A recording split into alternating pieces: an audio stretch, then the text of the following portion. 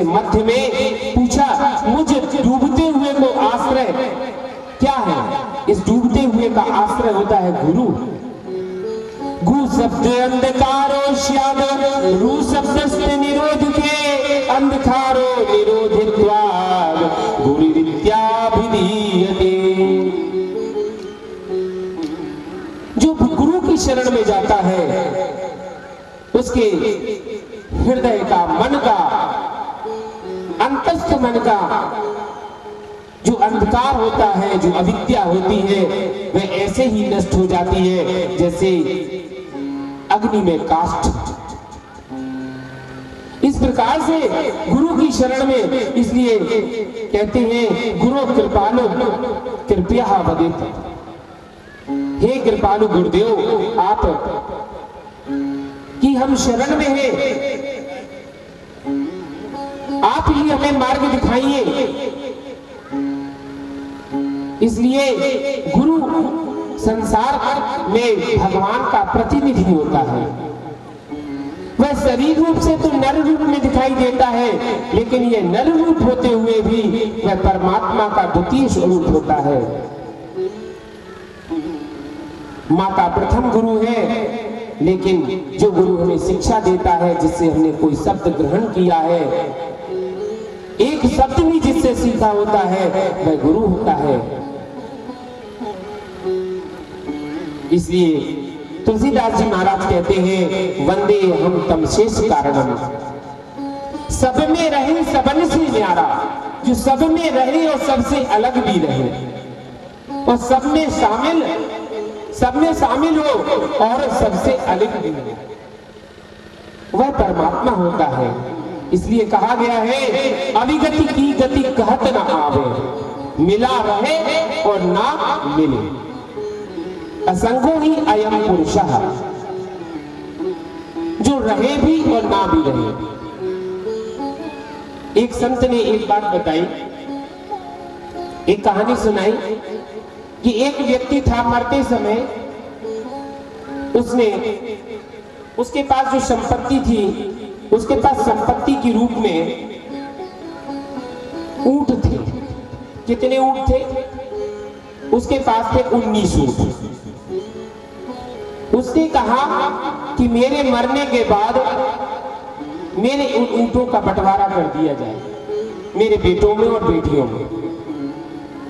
उसका जब उसने पहले से ही वसीयतनामा लिख दिया, और वह कह गया था कि मेरी संपत्ति का जब बंटवारा हो तो आधा हिस्सा मेरे बड़े बेटे को देना, और आधा हिस्सा बड़े बेटे को, चौथा हिस्सा जो है मेरे छोटे बेटे को, और 5वां हिस्सा बेटी को देना। इस प्रकार से उसने वसीयत की और उसका देहांत हो गया। समझ में आई सबको?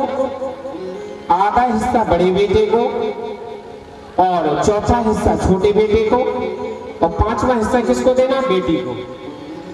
और वह जब उसका देहांत हो गया, जब वसीयत पढ़ी गई, लोगों ने पढ़ी, उसके परिवार वालों ने, तो आपस में झगड़ा होने लगा बंटवारे के लिए। बहुत कुछ दिमाग लगाए, लेकिन उसका बंटवारा ना हो पावे। अब बंटवारा ना हो पावे, बहुत प्रयास करने के बाद भी जब बंटवारा नहीं हो पाया, तो अंत में एक राहगीर निकल रहा था, उसके पास एक ऊंट था। उसने कहा, भैया तुम थर्ड पर्सन हो, बाहर के हो, आए हो, तो तुम्हारी कुछ उसने देखा कि बात क्या है, क्या बात है, क्यों ये बवाल मचा हुआ है। पास में आया, उसने पूरी बात समझी, और पूरी इस बात समझने के बाद उसने कहा, ठीक है, मैं आपके बंटवारे को किए देता हूं। उसने अपना ऊंट लिया और अपना ऊंट उसमें मिला दिया, 20 ऊंट हो गए कुल मिलाकर। जब 20 ऊंट हो गए, तो 20 ऊंट होने के बाद में उसने आधा हिस्सा कितना होता है 20 का आधा? 10 उसने बड़े बेटे को दे दिया, भैया ये लो आधा हिस्सा। आधे हिस्से के बाद चौथाई हिस्सा छोटे बेटे को दे दिया। चौथाई हिस्सा कितना होता है? 5। 5 दे दिया छोटे बेटे को। और इसके बाद में जो 5वां हिस्सा था, 5वां हिस्सा कितना बचा? 4 पंचे 20, यानी 4 किसको दे दिया? छोटी बेटी को। और इसके बाद में अपना 1 ऊंट बचा और वो लेके चल दिया, बंटवारा हो गया। तो कहने का तात्पर्य है कि तमशेष कारणम परम, जो है मिला भी रहे और ना भी मिला रहे। इसलिए तुलसीदास जी बाबा कहते हैं असंगो ही अयम पुरुषः। अच्छा, इस प्रकार से इसका विचार करते हैं कि 20वें के बिना बंटवारा नहीं हुआ, जब 20वां मिलाया गया तभी बंटवारा हुआ। इसी प्रकार से ये जो है विचार करके देखो कि जीवन का सत्य क्या है। जीवन का सत्य ये है कि 5 तत्व है ये शरीर, 5 तत्व का शरीर है। क्षिति जल पावक गगन समीरा, 5 तत्व ये बना शरीर है। 5 तत्व से ये शरीर बना, और 5 के साथ में शरीर के साथ क्या मिला हुआ है? 5 ज्ञानेंद्रियां जुड़ी हुई हैं, जिनसे हमें ज्ञान होता है। आंख, कान, नाक, ये सब जो है शब्द, स्पर्श, रूप, रस और गंध। कर्मेंद्रियां, ज्ञानेंद्रियां, 5 ज्ञानेंद्रियां, 5 कर्मेंद्रियां और 5 जो है तत्व जिनसे हमारा शरीर बना हुआ है। इन सब को जोड़ने पर फिर इसके बाद में 4 अंतःकरण। 4 अंतःकरण कौन कौन है? मन, बुद्धि और चित्त तथा अहंकार। मन, बुद्धि, चित्त और अहंकार, 4 ये हो गए। सबको समझ में आ रही? नहीं आ रही हो तो एक बार फिर से बता देते हैं। 5 तत्व का शरीर है। क्षिति जल पावक गगन जमीरा, पृथ्वी, अग्नि, वायु, जल, आकाश, ये 5 तत्व से शरीर बना हुआ, इसी में मिल जाता है। ये 5 तत्व हो गए। 5 ज्ञानेंद्रिया, 5 कर्मेंद्रिया। कर्मेंद्रिया कौन है? जिनसे हम काम करते हैं। हाथ है, पैर है, त्वचा है, ठीक है ना। इसके साथ में मलमूत्र त्याग का भी जो स्थान होता है, ये कर्मेंद्रिया। और ज्ञानेंद्रिया कौन है? जिससे ज्ञान होता है। ज्ञान किससे होता है? आंखों से होता है, कानों से होता है, जीभ से होता है। तो इनको क्या कहते हैं? शब्द कान से जाता है, स्पर्श हाथ से होता है, शब्द, स्पर्श, रूप आंख से देखते हैं, रूप, रस जीभ से प्राप्त होता है, और गंध नाक से प्राप्त होती है। शब्द, स्पर्श, रूप, रस और गंध ये ज्ञानेंद्रियां। 5 कर्मेंद्रियां, 5 तत्व, 15 हो गए। 4 जोड़ दिए, मन, बुद्धि, चित्त और अहंकार, ये 4 जोड़ दिए, 19 हो गए। और 1 किसको जोड़ना है? मन। जब ये मन जुड़ जाता है तो ये 20 हो जाते हैं। इसलिए कहा गया है कि जिसकी वजह से सब कुछ होता है, सबका सब कर परम प्रकाशक जोई, राम अनादि अवधपति सोई। जो सबका प्रकाशक है, सबकर परम प्रकाशक जोई, जो सबका प्रकाश है, परमात्मा है, और वह राम अनादि अवधपति सोई। वह श्री राम हमारे राम राजा सरकार है। उसके बिना से 19 कुछ नहीं कर सकते। यदि मन नहीं मिलेगा तो ये 19 की औकात नहीं है कुछ कर जाए। जब मन जुड़ जाता है, जिसकी वजह से सब कुछ होता है, वह करने से। इसलिए कहा है वंदे अहम तम शेष कारणम परम। अशेष कारण, जिसका कोई कारण नहीं, उन परमात्मा का नाम है, क्या नाम है? श्री राम। उन्हें हम प्रणाम करते हैं जिनकी माया सारे जग को नचाती है, जिनकी माया से सारा संसार नाचता है। सारे जग को रही नचाए, हरि माया जादूगरनी।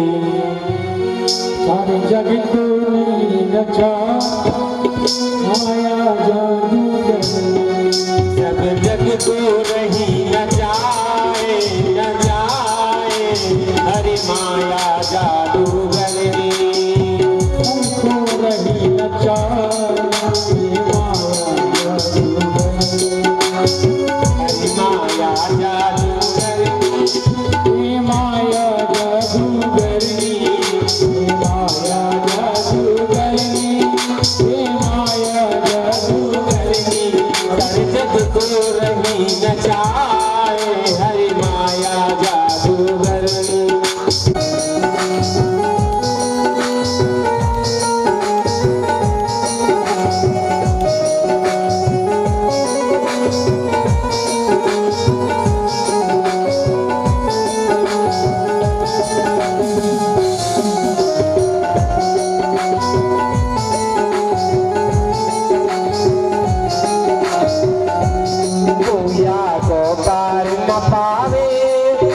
सबको नाच नचावे जाको पर न पावे ये सबको नाच नचावे भूया को पार न पावे सब जग को नाच नचावे जाको पर न पावे सब जग को नाच नचावे सुख में सुख को दर्शाए हरि माया जादूगरनी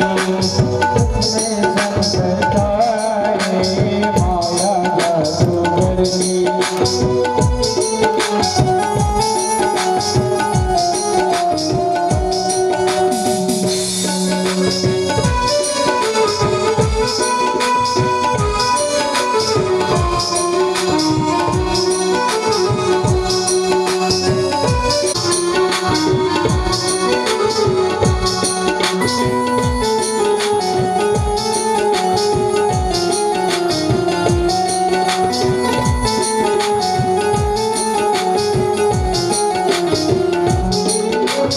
जाके बस में अच्छा ये कैसी होती माया ये माया सबको नचाती है जाके बस में चराचर नाचे वो कृपा पात्र जब बाँचे जाके बस में चराचर नाचे वो कृपा पात्र जब बाँचे जी सतगुरु ने बचाए हरि माया जादूगरनी श्री सद्गुरु जी बचाए ये माया जादूगरनी ये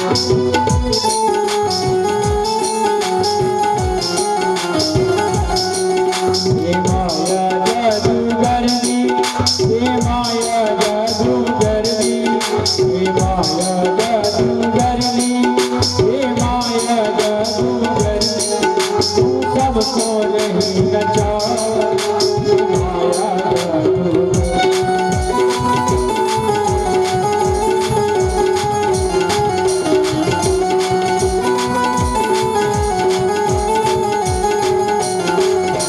कोई मार्ग नहीं दिखाई देता है तो सदगुरु वचन वेद विश्वासा सदगुरु की चरण में जाता है क्या कहता है जब पंथ न कोई सूझे जब पंथ न कोई सूझे तब जाए गुरु से पूछे कोई पंथ न सूझे जब जाए गुरु से पूछे जब पंथ न कोई सूझे जब जाए गुरु से पूछे कोई पंथ न सूझे जब जाए गुरु से पूछे बचवे को कौन उपाय हरि माया जादूगरनी बचवे को कौन उपाय ये माया जादूगरनी हर जग को रही न जाए हर माया जादूगरनी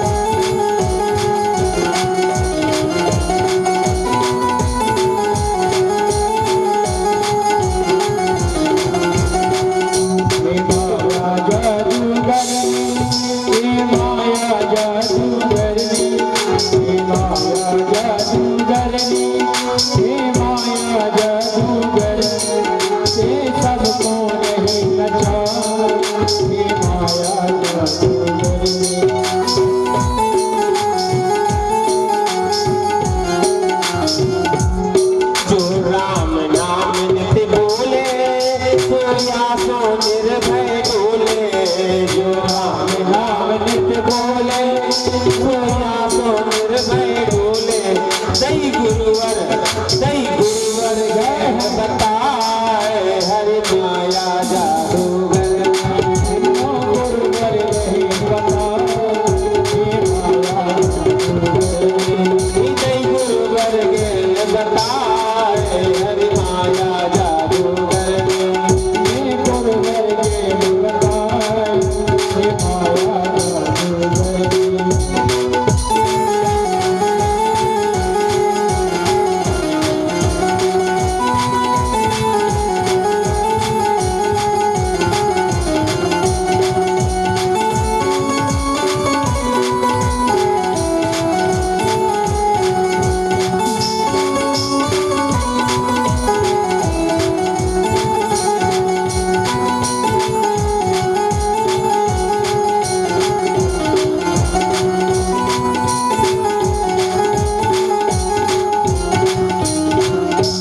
नहीं और कछु बस मेरो राजेश चरण पहुँचेरो नहीं और कछु बस मेरो राजेश चरण पहुँचेरो गुरु कृपा से बलि बलि जाए हरि माया जादूगर गुरु कृपा से बलि जाए हरि माया जादूगर सबको रही बचाए हे माया जादूगर सबको रही बचाए हे माया जादूगर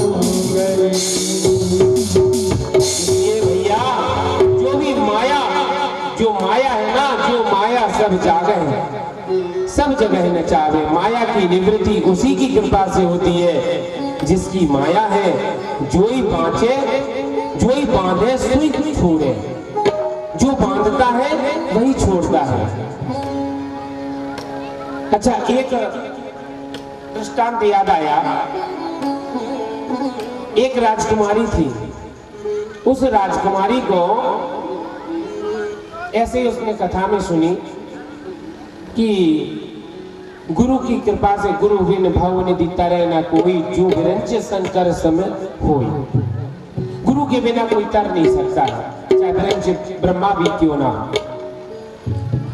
तो जब ये सुना उसने तो उसके मन में आया, उसे इच्छा हुई कि मुझे भी गुरु बनाना चाहिए। अच्छा गुरु बनाना चाहिए, उसके मन में जब ये इच्छा हुई तो वह मन ही मन बहुत सोचती रही कि गुरु बनाना है, किसको गुरु बनाए, किसको गुरु बनाए। और ये वो सोच रही थी मन में और अपने पिताजी से कह रही थी, पिताजी मुझे गुरु बनाना है, कोई गुरु अच्छा नहीं मिल रहा है, गुरु मुझे ऐसा मिल जाए। और मैंने कथा में सुना है कि गुरु के बिना कोई भी कार्य सफल नहीं होता है, पूजा पाठ निष्फल हो जाती है जो गुरु अपने जीवन में नहीं बनाता है। अच्छा ये जब उसकी बात हो रही थी अपने घर के सदस्यों से, माता पिता से, रात्रि के समय एक जो है चोर आया, डाकू था, उसने ये सुन लिया इसे गुरु की आवश्यकता है और वह प्रपंच बना करके दूसरे दिन बढ़िया सुंदर एक साधु के वेशभूषा में पहुंचा और पहुंचते ही उसने उस राजकुमारी से कहा कि राजकुमारी मैं तुम्हारे मन की सब बात जानता हूं और तुम गुरु बनाना चाहती हो। उसने कहा हाँ मुझे गुरु की आवश्यकता है। तो वह बोला कि ठीक है मैं तुम्हारा गुरु बन जाता हूं, दीक्षा देनी होगी, इसके लिए तुम्हें एकांत में चलना पड़ेगा, वन में चलना पड़ेगा। उसने उससे कहा राजकुमारी से, और वह पूरा जो है धन संपत्ति सामान लेके उससे कहा कि पूरी संपत्ति जितनी तुम्हारे पास धन जेवर हो सब ले चलो। अब वो तो ढोंगी साधु था और राजकुमारी ने सब कुछ लिया, सब संपत्ति लेकर के उसके साथ चल दी, एक वन में गई। वन में उसने कहा कि हम तुम्हें गुरु दक्षिणा देते हैं, इसके लिए उसने क्या किया कि एक रस्सी ली, उस रस्सी से उस पेड़ से उसको बांधने लगा राजकुमारी को। राजकुमारी बोली ये आप बांध क्यों रहे हैं? बोली ये मैं मंत्र दे रहा हूं अब राजकुमारी के मन में ये हुआ कि शायद ये मंत्र ऐसे ही दिया जाता होगा, तो उसने बांध दिया और बांधने के बाद कहा कि अब जब तक मैं लौट के ना आऊं जब तक इसी में बंधी रहना, और मैं आकर के जब मैं पूरा अपना पूजा पाठ कर लूंगा, सब करने के बाद मैं आऊंगा, जब तक तुम्हें यहीं बंधी रहना, ये गुरु दक्षिणा है, ये गुरु मंत्र है। और वो चोर चला गया डाकू, वह नहीं आया। इधर राजा और रानी जो है ढूंढते ढूंढते राजकुमारी को वन में पहुंचे। जब पता लगाया तो राजकुमारी बंधी हुई थी। राजा ने उसे खोलने के लिए सैनिकों से कहा, तो उसने मना कर दिया कि मुझे आप लोग ना खोलें, क्योंकि मेरे गुरुजी मुझे बांध के गए हैं, वही आकर के मुझे खोलेंगे, इसके अलावा मुझे कोई नहीं खोल सकता है। तो जब ये बात हुई तो अब राजा रानी परेशान हो गए, बेचारे चले गए, उसने मना कर दिया। अब नारद बाबा को ये सब देख रहे थे, नारद बाबा को बड़ी दया आई और राजकुमारी के पास आए, और जैसे ही आते ही उन्होंने कहा, राजकुमारी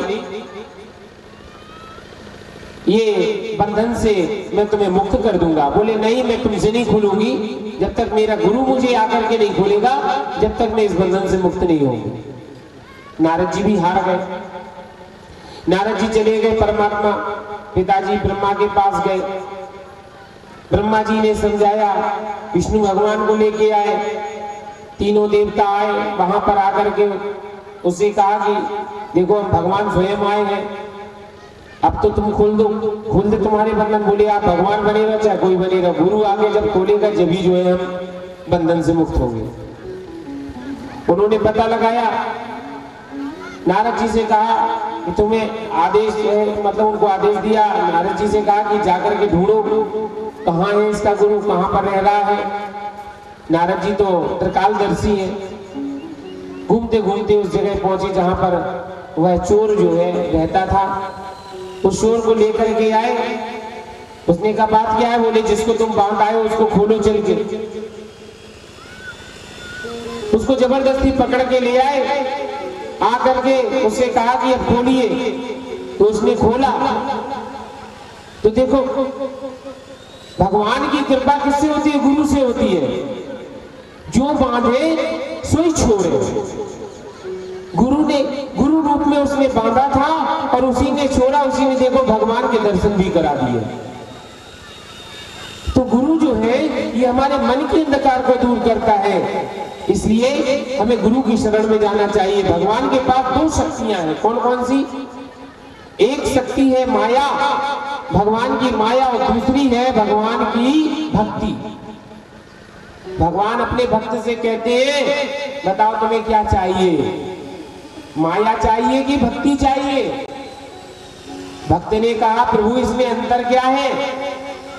तो भक्त कहता है, भक्त से भगवान कहते हैं कि बेटा यदि तुम्हें नाचना है तो माया ले जाओ, और यदि मुझे नचाना है तो भक्ति ले जाओ।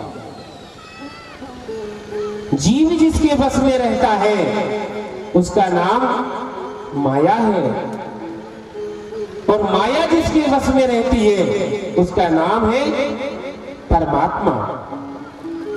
वह परमात्मा भगवान के बस में, भक्ति के बस में रहती है। माया जिसके बस में रहती है उसे भक्ति कहते हैं, और भगवान जिसके भक्त में बस में रहते हैं वही भक्ति कहलाती है। इसलिए भक्ति की राज्य में भगवान नृत्य करते हैं। भगवान के राज्य में सारा संसार नाचता है, और भक्ति के राज्य में भगवान स्वयं नाचते हैं। श्री धाम वृंदावन में रसिकजन जाकर के भली भांति परिचित हैं, और भगवान कृष्ण कहते हैं कि वृंदावनम प्रत्यज्य पादमेकम न गच्छति। मैं वृंदावन को एक क्षण भी छोड़ के नहीं जाता हूं।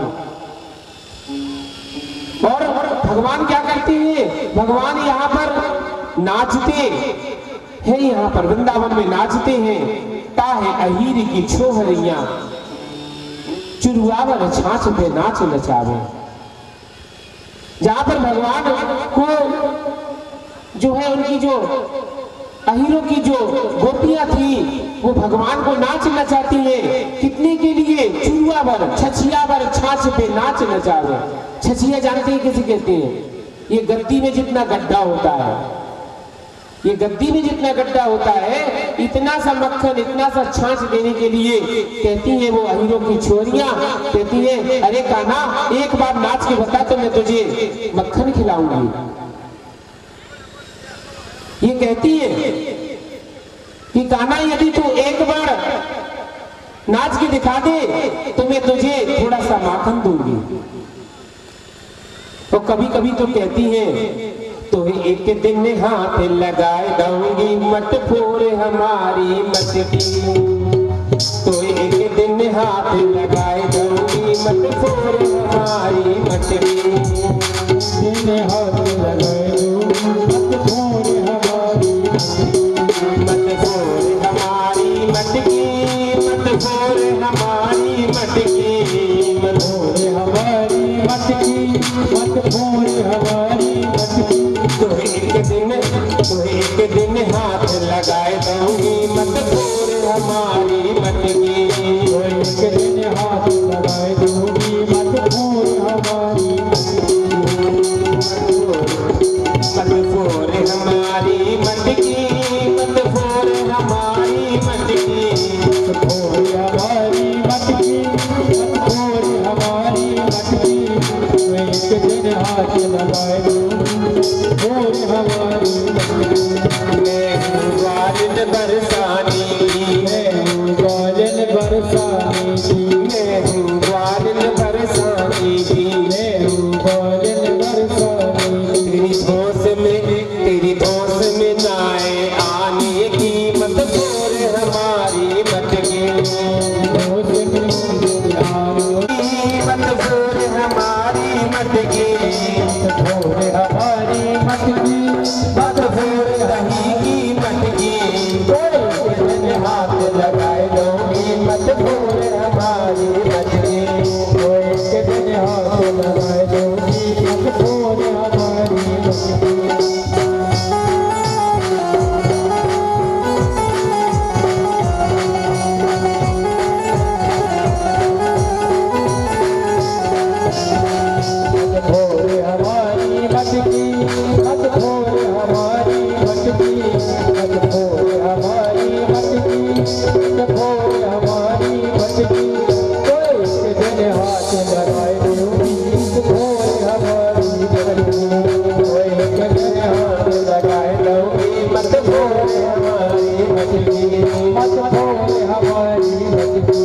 मत फोड़ हमारी मटकी।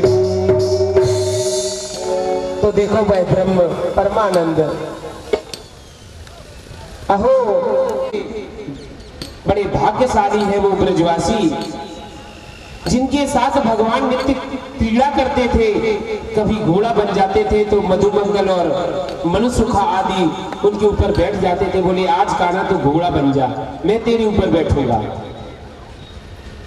तो धन्य है वह वृंदावन वह ब्रज जहाँ पर भगवान नाना प्रकार की लीलाएं करते। यन मित्र परमानंदम जिनके मित्र परमानंद भगवान स्वयं परिपूर्णतम ब्रह्म जहाँ पर खेलते थे, जहाँ पर मक्खन चुराते थे।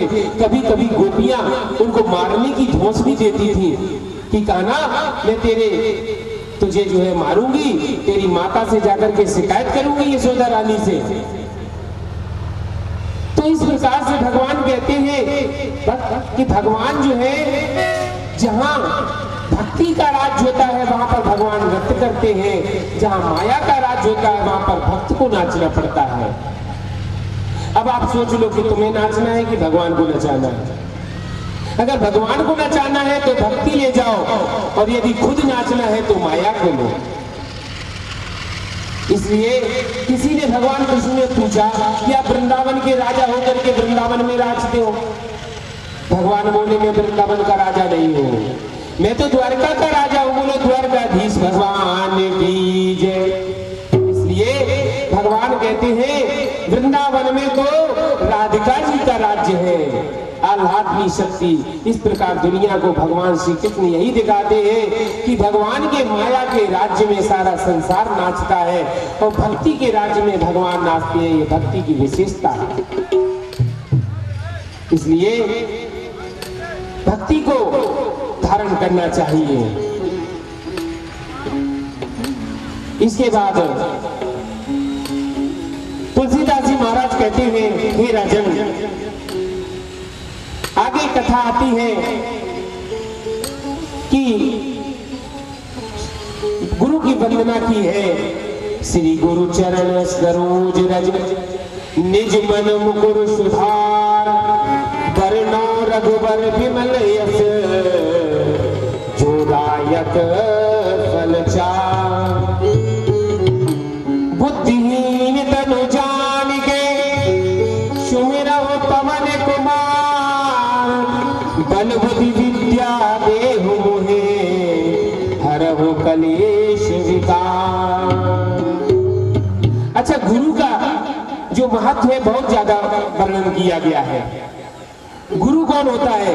जो संसार से हमें पार करा देता है।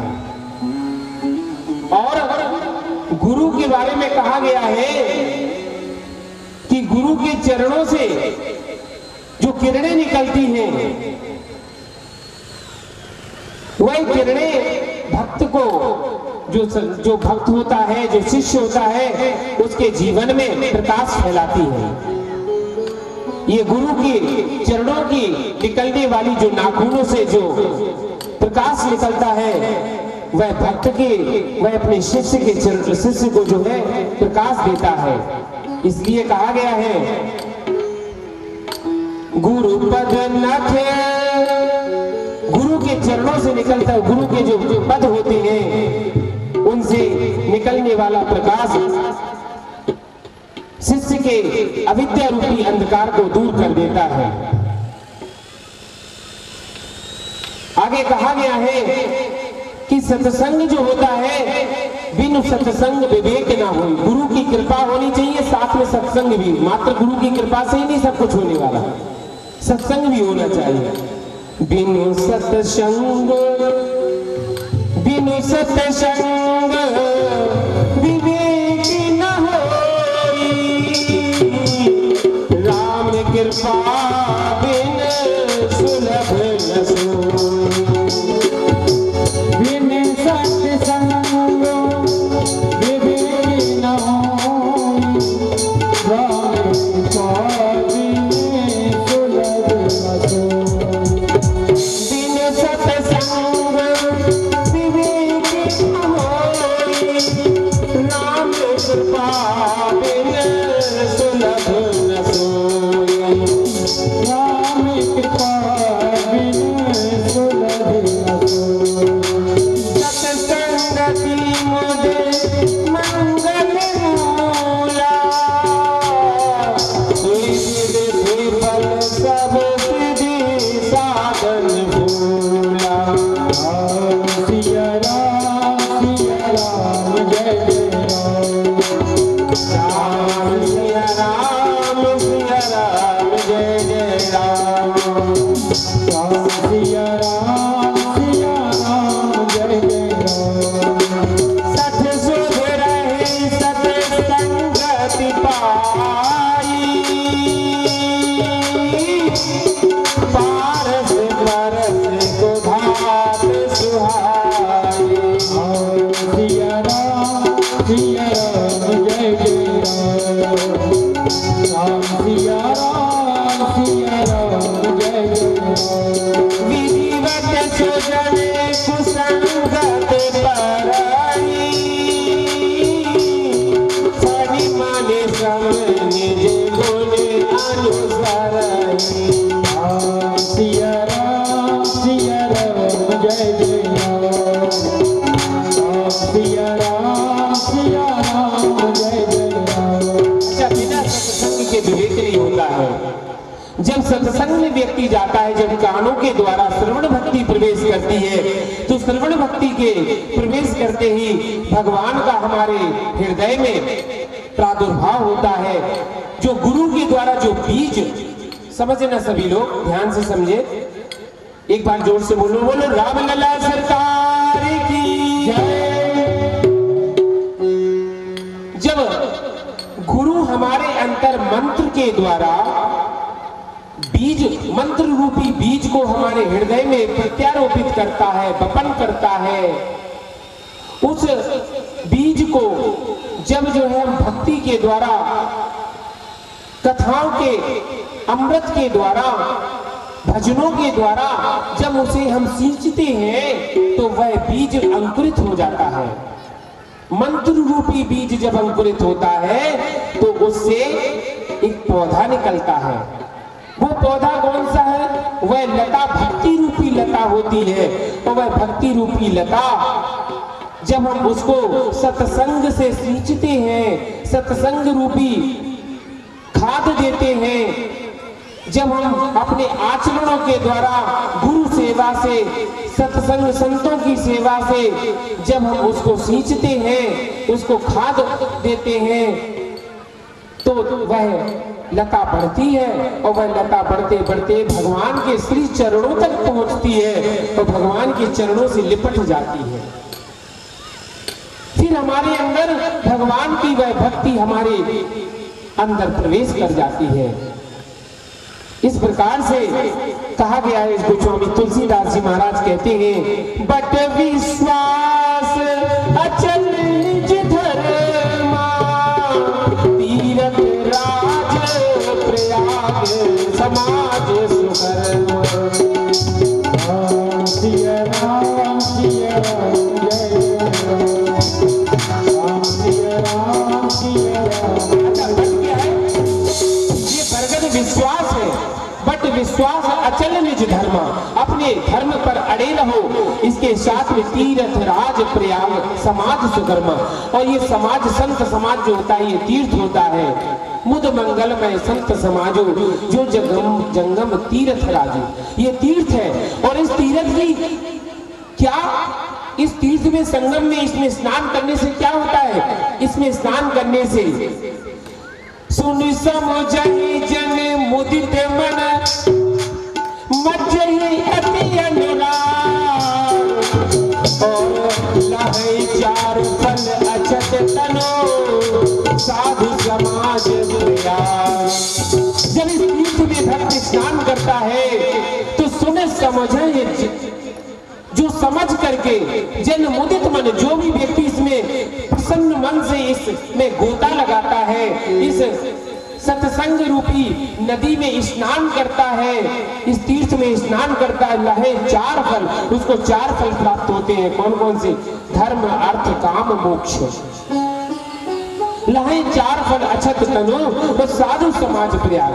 अच्छा, धर्म अर्थ काम मोक्ष, तो धर्म को पहले क्यों कहा गया है, अर्थ को बाद में क्यों कहा गया है? पहले धर्म होना चाहिए। अच्छा, अब लोग कहते हैं कि भैया धर्म कहां से हो, जब अर्थ होगा जब ही तो धर्म होगा, जब पैसा नहीं होगा तो धर्म कहां से करें, महाराज पैसे ही नहीं है। तो पैसे जो है कब, तो कहते हैं कि धर्म अर्थ काम मोक्ष, यानी अर्थ को धर्म से कमाओ, धर्म से अर्थ को कमाओ। पैसा कमाओ तो ऐसा कमाओ कि जो पैसा हमारे बच्चों को, हमारे समाज में हमारे लगे। यदि हम कपट से, छल से और चोरी से किसी का दिल दुखा करके जो पैसा हम लेते हैं, वो पैसा, वो अर्थ अधर्म से युक्त होता है। इसलिए धर्म से अर्थ कमाइए, फिर अर्थ जब आता है फिर उस अर्थ से आप अपने कामनाओं की पूर्ति कीजिए। धर्म अर्थ, फिर उन कामनाओं के द्वारा भगवान का आयोजन कीजिए, भगवान के सत्संग को में जाइए, भगवान की कथाओं को श्रवण करिए, भगवान के भजन संध्या का आयोजन कराइए, कथा कराइए, साधुओं का सम्मान कीजिए। इससे जो है आपको मोक्ष की प्राप्ति होगी। मोक्ष क्या होता है? जब मन संसार से जुड़ जाता है तो बंधन हो जाता है, और जब यही मन विषयों से जुड़ जाता है तो ये मोक्ष का कारण बन जाता है। इसलिए बाबा कहते हैं, क्या कहते हैं, मज्जन फल पे किए तत्काला, मज्जन फल पे किए तत्काला, ताके होए पिके कतहु मराला। अच्छा, इसमें क्या होता है, इस सत्संग में स्नान करने से कौआ भी कोयल बन जाता है, कौआ भी कोयल बन जाता है। और जो बगुला होता है ना, वो भी हंस बन जाता है। काक होए पिच बकौ मराला, और बगुले जो है हंस बन जाते हैं, परम हंस बन जाते हैं। हमारे सुखदेव जी महाराज परम हंस थे, परम हंस। बोलो सुखदेव जी महाराज की जय। राम भक्ति, अच्छा, जहां राम की भक्ति बहती है, राम भक्ति जहे सुर सही धारा, सहे सहे ब्रह्म विचार विचारा। जहां राम की भक्ति बहती है, जहां राम की गंगा बहती है, जहां पर भक्ति की गंगा बहती है, वहां पर ब्रह्म का अवतरण होता है। इसलिए बिनु सत्संग विवेक ना होई, और बिना सत्संग के विवेक नहीं होता है, ज्ञान नहीं आता है। इसलिए सत्संग होगा तो हमारे अंदर बुद्धि आएगी, हमें अच्छे और बुरे की पहचान होगी, क्या अच्छा है क्या बुरा है। ये बुद्धि हमें कहां से आती है, सत्संग से आती है। इसलिए सत्संग में जाना चाहिए, सत्संग का आयोजन होते रहना चाहिए। इससे क्या होता है, जो बुरे लोग होते हैं वो भी सुधर जाते हैं। सठ सुधरे सत्संगति जाता, सठ सुधर जाते हैं। जैसे पत्थर के छूने से, पारस पत्थर से लोहा भी स्वर्ण बन जाता है, इसी प्रकार से जैसे विधिवत सुजन कुसंगत पर ही, जो स्वजन कुसंगत में जाते हैं, जैसे जो स्वाति नक्षत्र की बूंद यदि सर्प के मुंह में जाएगी तो फिर विष बन जाएगी, और वही स्वाति नक्षत्र की बूंद जब सीप में पड़ती है तो वही मोती बन जाती है। इसलिए जो सत्संग में जाता है तो कितना भी मूर्ख हो, उसको अगर एक बात भी कथा से श्रवण करेगा, अपने अंदर लेगा, तो उसका भी कल्याण हो जाएगा। इसलिए कहा गया है कि बंदो संत समान चित, संत के समान कोई नहीं होता, हित अनहित नहीं को। संत के समान हमारा भला चाहने वाला संसार में कोई नहीं है। इसलिए हमें सत्संग में जाना चाहिए, क्योंकि इसकी कृपा से, इसकी कृपा से जो है बड़े बड़े पातकी भी मुक्त हो गए, बड़े बड़े पातकी, बड़े बड़े करोड़ों पाप करने वाले भी मुक्त हो गए हैं। इसलिए सत्संग में जाना चाहिए। अच्छा, हम तो ये कहते हैं तुलसीदास जी महाराज ने अपने मन को कथा सुनाई है। किसको सुनाई? मन को। तुलसीदास जी अपने मन से कहते हैं, रे मन सठ मना। अरे मन सुन, क्या सुनाते हैं? मन से कहते हैं कि बंदा सत, किसको? देखो तुलसीदास जी महाराज सबके प्रति वंदना करते हैं, चाहे दुष्ट हो, खल हो, मूर्ख हो, पापी हो, कपटी हो, क्रूर हो, कैसा भी हो, सबकी वंदना करते हैं। क्या कहते हैं? बंदा खल जस शीश सरोसा, सहस बदन बरनए परदोसा। भगवान तुलसीदास जी महाराज कहते हैं, मैं उनकी भी वंदना करता हूं जो मेरी रात दिन बुराई करते हैं, जो रात दिन मेरी बुराई करते हैं, मुझको गाली देते हैं, उनको भी मैं वंदना करता हूं।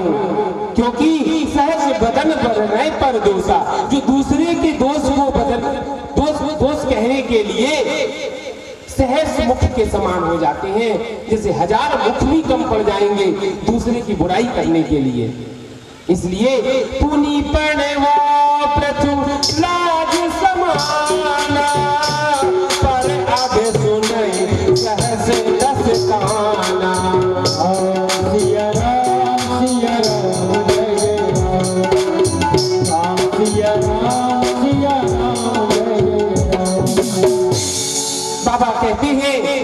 ते पुनि प्रणवो पृथुराज समाना। अच्छा, पृथु कौन थे? पृथु महाराज जो थे उन्होंने भगवान से कहा था, क्या कहा था? कर्णायुध मेष में परहा भयम प्रमद्यस्य वने अपि स्वाद यथा साते सहस्र पत्नः जितेंद्रिय स्यात्मरतेर बुद्धस्य ज्ञानम करोति बध्यम। हे प्रभु, मुझे जो है विध्यस्त कर्णायुध मेष में पड़ा, मुझे इतने कान दे दो, इतने कान दे दो कि एक कान में 10,000 कान के सुनने की क्षमता आ जाए। हे भगवान, मुझे एक कान में इतनी शक्ति दो कि मेरे कान में 10,000 कानों की सुनने की शक्ति आ जाए। मैं 10,000 कानों से भगवान के कथामृत का श्रवण करूं, भगवान की कथामृत का सेवन करूं, मेरे कान 10,000 कानों के समान हो जाए। ये कहा है। इसलिए तुलसीदास जी बाबा कहते हैं कि पुनि प्रणवो पृथुराज समाना पर अघ माने पाप, दूसरे के पर अघ सुना है सहस 10 काना, 10,000 करोड़ कानों के समान क्षमता। क्योंकि खल जो होते हैं उनका काम होता है खाना और लड़ना। खल माने क्या होता है? खाओ और लड़ो। अच्छा, खाने लड़ने की बड़ी बात है। एक पति पत्नी जा रहे थे ट्रेन में, तो जा रहे थे तो एक आश्रम में गए, वहां पर पहुंचे, आश्रम में नहीं ट्रेन में जा रहे थे, अभी ट्रेन से उतरे, ट्रेन में जा रहे थे तो एक जो है संत महात्मा बैठे थे, संत महात्मा बैठे थे, बड़ी शांति थी, और इनकी पत्नी भी बैठी थी, जो महाशय थे। महाराज से कहने लगे, महाराज कछुई नहीं है, कल दे दो, ये दिन भर लड़ती है हमसे घरे, जब देखो जब लड़ाई होती रहती। महाराज ने कहा कि क्यों लड़ती है, मतलब अब पत्नी बोली उन्हीं से पूछो कि काहे लड़ा। हम कुछ कहते हैं तो उसका जो है इन्हीं से पूछो कि लड़ती क्यों है। बोले ये कुछ ना कहे ऐसी बात तो हम काहे को लड़े, जब कुछ बात होती है, जब ये कुछ करते हैं ऐसा तब हम लड़ते हैं, ऐसे थोड़ी लड़ते हैं। अच्छा, कोई की अकारण लड़ने की भी बात होती है, कोई का स्वभाव बन जाता है लड़ना। एक जो है एक रसोईया भोजन बनाता था, तो भोजन बनावे तो एक दिन उसने अच्छा भोजन बनाया, एक दिन चूक हो गई, थोड़ा नमक नहीं डाला उसने, जब चूक हो गई नमक नहीं डाला, बिल्कुल चारे के समान है, कौन खाएगा इसको, खाना बनाना नहीं आता है, काय का पैसा दे रहा हूं मैं। उसने कहा मालिक गलती हो गई, अब ऐसा नहीं होगा। अगले दिन उसने बहुत बढ़िया सब्जी बनाई, बहुत सुंदर बनाई, और फिर डांटने लगा, क्यों इधर आओ। हाँ साहब क्या बात? बोली इतनी अच्छी सब्जी बना लेते हो तो फिर इतनी गड़बड़ क्यों बनाई थी कल? जब इतनी अच्छी बना ले तो कल क्यों पूरी बनाई थी? अब लोग अच्छी बनाए तो आप, और पूरी बन गई, थोड़ी सी मिस्टेक हो गई, थोड़ी गलती हो गई तो आप। तो जिसका स्वभाव जैसा बन जाता है, उस स्वभाव के कारण उसके अंदर कारण ढूंढता है कि किस कारण से मैं क्रोध करूं, कैसे क्रोध करूं। तो ये क्रोध होता है। अब एक ऐसे ही जो है एक सास और एक बहू थी, और सास और बहू की आपस में सास इतनी कठोर थी कि दिन भर टाइम लगी रहती, कुछ ना कुछ मीन मेक निकालती। कोई भी अच्छा काम करे, बहू बेचारी इतनी सीधी कि मरी जाए, सुबह उठे बड़ी सुबह से, वो दिन भर काम करती रहे, कुछ ना कुछ बिना कहे वो सब काम कर देती थी जो सास की इच्छा होती। लेकिन सास की एक आदत थी कि एक चाटा जब तक ना मार देवे, जब तक उसको चैन ना पड़े, वो काम कुछ ना कुछ ऐसा ढूंढ लेती थी, अरे तूने ये नहीं किया, ये ऐसे बनाना नहीं आता, ये काम नहीं किया है, इसमें ये बिगाड़ कर आज ये नुकसान कर दिया, कल वो नुकसान कर दिया, रोज डांटे। और वो खूब संभाल के काम करे, लेकिन वो सास वो तो यही देखती रहती, कब इसको मौका मिले, कब हमें मौका मिले और इसे मारे। अब वो बहुत संभल के काम करे। एक दिन की बात, उसने बहू ने सोचा मन में कि आज हम प्रण कर रहे हैं कि आज हम इन्हें मौका ही नहीं देंगे मारने का। सुबह से शाम तक हम ऐसे काम करेंगे कि इन्हें आप कोई कहने ही ना पड़े। तो सुबह से शाम तक वो हर चीज में, बहू भोजन ले आओ, भोजन आ गया, क्या बना, जो बनाया ये लाओ वो लाओ, जो कुछ मांगे। हमारी भजन की माला कहाँ रखी है, बोला लो माँ जी ये है, पानी ये है माँ जी, जो कहे वो ही सामने दे दे। अब माता जी तो रात में जो है, अब सोच रहे कि तो मौका ही नहीं दे रही मारने के लिए, अब क्या करें। रात में वो सो गई। अब सोने के लिए बैठी तो सोते समय अब सोच रही मन में कि आज तो पूरा दिन बेकार हो गया कि आज तो ऐसे हम एक चाटे नहीं मार पाए। अब वो सोच रही मन में कि कैसे मारे, अब तो रात हो गई और रात हो जाएगी, अब सो जाएंगे, अब कोई मौका ही नहीं है, कोई काम ही नहीं है, कैसे अब देखें।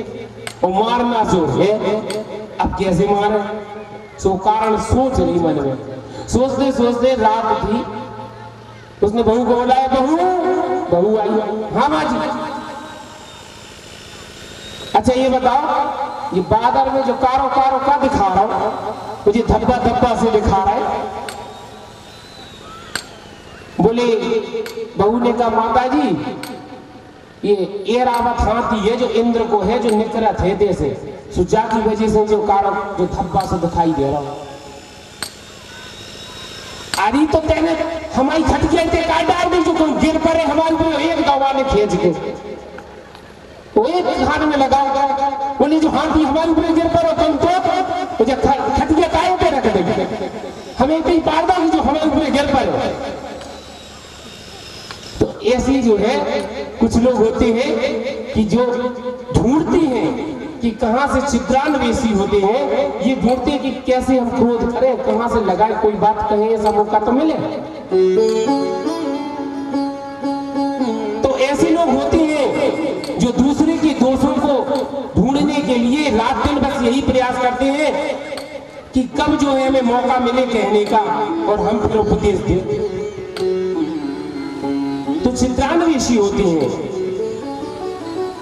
इसलिए तुलसीदास जी महाराज कहते हैं, हे राजन, तुलसीदास जी महाराज अपने मन से कहते हैं कि भलो भलाई पे लहे चायनी, सुधा सराय अमरता गरम सरायनी। जो भला होता है व्यक्ति वो भलाई करता है, और जो दुष्ट होता है वो अपनी दुष्टता ही दिखाता है। सुधा सराय अमरता, जैसे अमृत सिर्फ जो है आपको अमरता देगा, वो विष क्या देगा, मृत्यु देता है। तुलसीदास जी महाराज कहते हैं कि भगवान का नाम स्मरण करते रहना चाहिए, क्योंकि नाम स्मरण की महिमा भी बड़ी ज्यादा बताई है। क्या कहा है, राम नाम मणि दीप धर, जो चाहे से उजियार, और तुलसी भीतर बाहर, जो चाहे से उजियार। राम नाम मणि दीप धर, सदा देहरी द्वार। अपने मुख रूपी द्वार में राम नाम का दीपक रख लो, ये अंदर भी उजाला देगा, बाहर भी उजाला, क्योंकि देहरी पे जो दिया धरा जाता है वो बाहर भी उजाला देता है, अंदर भी देता है। इसलिए राम नाम रूपी दीपक को अपने मुख में रख लो, तो अंदर भी प्रकाश होगा, बाहर भी प्रकाश होगा। अच्छा, नाम की इतनी महिमा, क्या महिमा है नाम की? तो बाबा कहते हैं कि नाम की महिमा से नारद जानेऊ नाम प्रताप, जग प्रिय हरि हरे। चल पावे, अब गुरु जी जब ना चल पावे तो वह पकड़ के गुरु जी से कहे कि राधे श्याम बोलो। अब गुरु जी बोलो सीताराम, गुरु जी बोलो सीताराम। जमुना क्या भव सागर में भी, जमुना क्या भव सागर में भी जिसने दिया ये मंत्र, पावन प्रभु का नाम उन सदगुरु के चरणों में मेरा बारंबार प्रणाम, उनको बारंबार प्रणाम। बोलो सीताराम, गुरु जी बोलो सीताराम, गुरु जी बोलो सीताराम, गुरु जी बोलो सीताराम। तन को धन को सुख संतति को अभिमान भरे अपने मन में, यह प्रीति प्रतीत करे प्रभु सो, नर क्यों न विनीत तरे क्षण में। वह नाम भी परमात्मा का हमें भवसागर से पार करा देगा, ये विश्वास होता है। भक्त का विश्वास ही उसको भवसागर से, एकमात्र राम इतना ही कहने से वह भवसागर से पार कर जाता है। तुलसीदास जी महाराज कहते हैं कि एक बार वहां पर जब देखो, जब कथा सुनते हैं तो हम लोगों को ये कथा बड़ी दुर्लभ,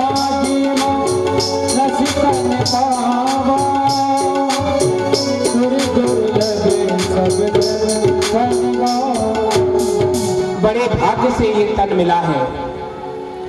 तुलसीदास जी महाराज कहते हैं, कथा करते हुए कहते हैं कि भरद्वाज मुनि बसहि प्रयागा, तिन्हि राम पद अति अनुरागा। सिया राम जय जय राम, सिया राम जय जय राम। भरद्वाज मुनि बसहि प्रयागा, तिन्हि राम पद अति अनुरागा। सिया राम जय जय राम, सिया राम जय जय राम। तापस समदम दया निधाना, परमारथ पद परम सुजाना। सिया राम जय जय राम, सिया राम जय जय राम।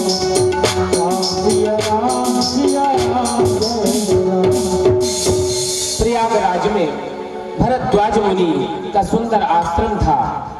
अब देखो कथा शुरू हो रही है। अभी तक तो आपने सब कुछ सुना, भगवान की वंदना, गुरु की वंदना, नाम की महिमा, संत की महिमा, दुष्टों की महिमा, सबके बारे में आपने सुना। अब कथा को ओर चलना है, अपन लोग अब कथा में जा रहे हैं। एक भरद्वाज ऋषि का आश्रम था जो प्रयागराज के निकट था। वहां पर भरद्वाज मुनि विराजते थे और वह बड़े समदम संपन्न पर महात्मा थे। उनके अंदर बाहर की पवित्रता, अंदर बाहर की शांति थी। उन्होंने अपनी इंद्रियों को निग्रह कर रखा था और परम सुजान थे। बहुत विद्वान, परमात्मा के बड़े भक्त थे। एक बार माघ के महीने में वहां पर प्रयाग में जो है, जब स्नान होता है तो माघ के महीने में स्नान किया और स्नान करने के बाद जब सभी संत महात्मा जाने लगे तो वहां पर जो है याज्ञवल्क्य मुनि भी आए हुए थे। और याज्ञवल्क्य मुनि जो आए उन्होंने भी स्नान किया और स्नान करके जब शुद्ध हुए और जब सब जाने लगे तो याज्ञवल्क्य मुनि परम विवेकी, याज्ञवल्क्य मुनि परम विवेकी, भरद्वाज राखे पद टेकी। भरद्वाज भरद्वाज मुनि ने उनको रोक लिया है, याज्ञवल्क्य मुनि को रोक लिया और मुनि के चरणों का पाद प्रक्षालन किया। चरण